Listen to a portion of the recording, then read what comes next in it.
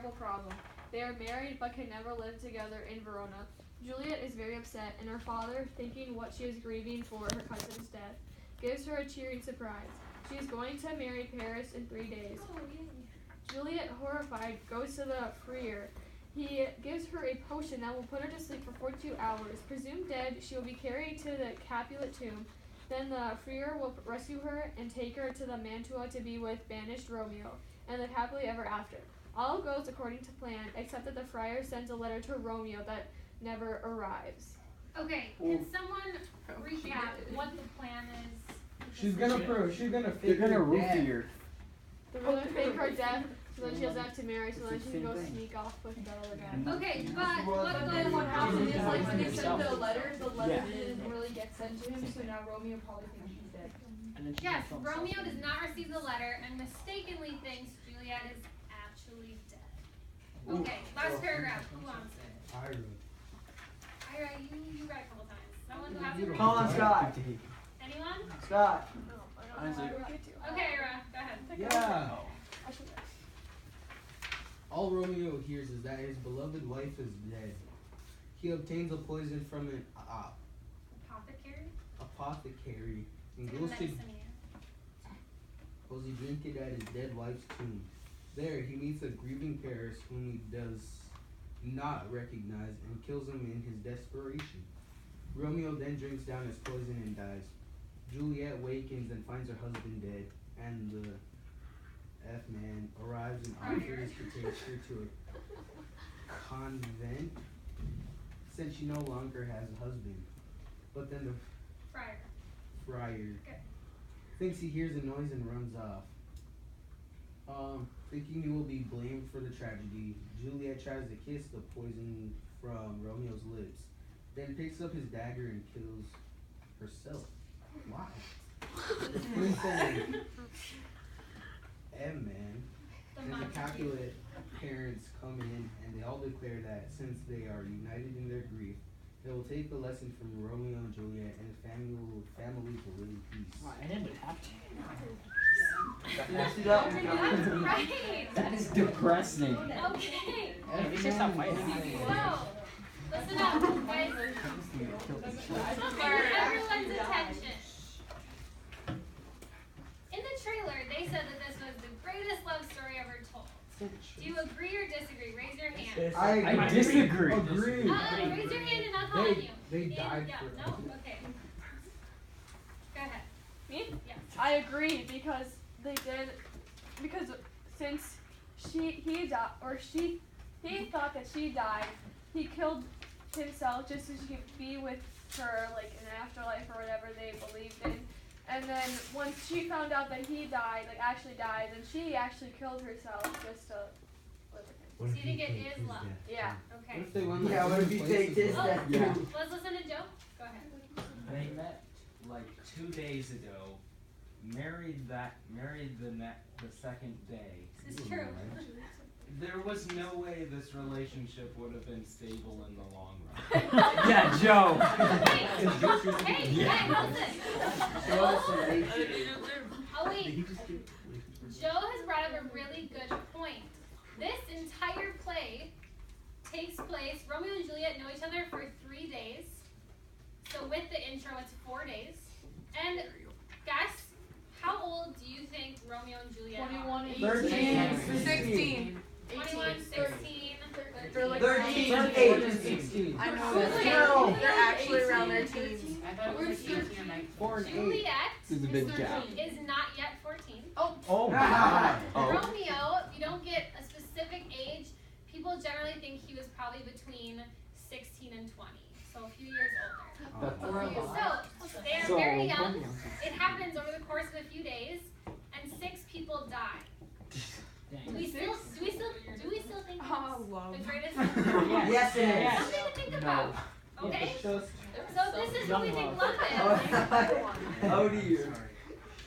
What do we think is maybe missing in their love? the How Lord about death. ever after? Or death. Friendship, Stability. stability. Communication. Communication is really lacking in this play, Ira. You are so right. Yeah. So these are things that I want you to be thinking about as you begin to read scenes. No.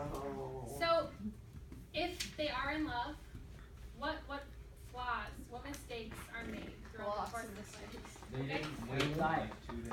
They killed that. Maybe a little hints. Okay, what I'm gonna hand out right now, They don't even know what each other's favorite colors are. these are terms that we're gonna go over and that you're probably gonna be quizzed on later. And so what we're gonna do is I'm gonna open up a presentation and you're just gonna fill out the definition in the left-hand column, okay? And then we're gonna try and come up with some modern examples. And then as you read the play, you'll fill in the examples from Romeo and Juliet. Hey. Does that make sense?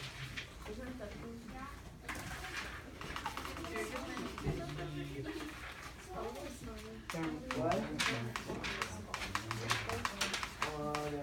No one cares. He goes. I was No one cares. What? You ever? Pretty cool, huh? What do you got one? You ever? Lots more. Tragedy. What the? What is it called? What is that? I have it all. I hate it. I'll take yours too. Thank you so much. Alright, friends, we are going to learn about Shakespearean terms. I thought this was English class. You're supposed to use correct grammar. What do you want to do?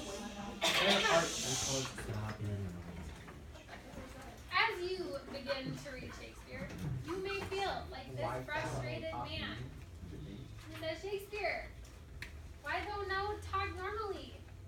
Okay, it's me. You guys know this, right? Memes are great. Memes are my thing. Memes are my Alright, thing. so our first term that I asked you to think about at the beginning of class is tragedy. Many of you got this right. A tragedy is a story that ends in catastrophe and usually death for the main characters. However, in tragedies, this catastrophe happens usually because there's a tragic flaw in the characters. Like they can't wait to read that. They can't breathe. So, in Romeo and Juliet, what might that be? Them killing themselves. Right, so as Joe sort of brought up, maybe it's a lack of prudence In or the long run. communication. There's not a lot of communication in the play, as you see when you'll read it. Does this ever happen to you guys? When you're reading a book and your favorite character dies? SpongeBob hasn't died yet, so That's an Never? Yeah. TV, movies, anything.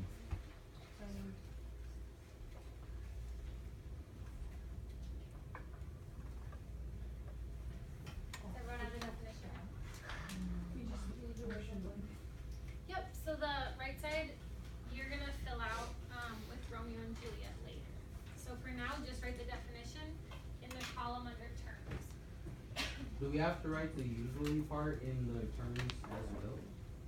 I would note it, like, happens because of flaw or something, just so you're aware of why tragedies occur. That's like Peter. How's the dodge working, Protagonist versus antagonist. Okay, so the protagonist is going to be your main character. So in Harry Potter, who is the protagonist? Harry Potter. Harry Potter. Okay. Ron Weasley. Who is the protagonist in The Hunger Games? Katniss Everdeen. Peter. Katniss Everdeen. Peter. In The Lion King, who's Simba. the protagonist? Simba. The lion. Simba. Never watched it. Good. It's obviously Now, the Timon. antagonist is going to be the character or the force that is working against your main character. In Harry Potter, who is the antagonist? Voldemort. Okay, I like to Dumbledore. call him he who must not be named. So. Tom Dumbledore. Yes, only exists Voldemort. as Dobby. In The Hunger Games, who is the antagonist? Peter. The white, the guy. Peter. The capital, Peter. Snow. maybe President Snow, you Peter. could say. He's a minion. Peter. Yeah, He's a like good she could have guy. won, but then she wants to be a Daniel, twist. So I don't said, like call each that- other. call that- Not an antagonist. Okay, so the reason that it's not always a character is what if you have a story where it's just a man in nature? You can't have a character that's an antagonist. What were you saying? Go ahead. The man himself. Then nature can sometimes be the force that is working against the protagonist. So maybe the man is struggling to survive. Nature would be his antagonist.